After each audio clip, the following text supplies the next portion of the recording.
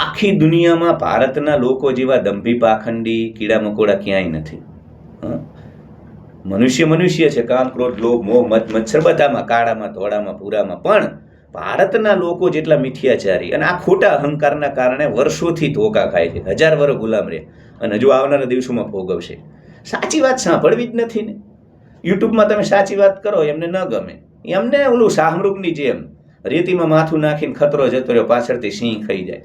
કબૂતર આંખો બંધ કરી દીધી એટલે કે બિલાડી નથી દીધી, બિલાડી હમણાં તને પીછા વેરી નાખશે.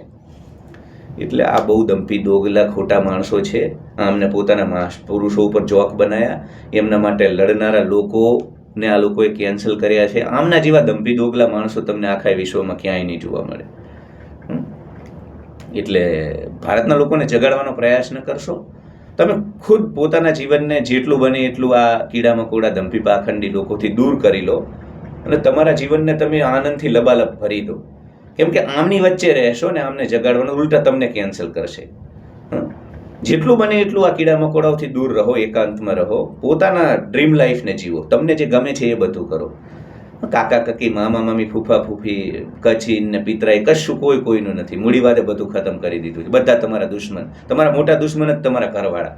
એમના કારણે દજાપા, એમના કારણે આંખોને કાળા કાળા કુંડાળા પડી જાય છે.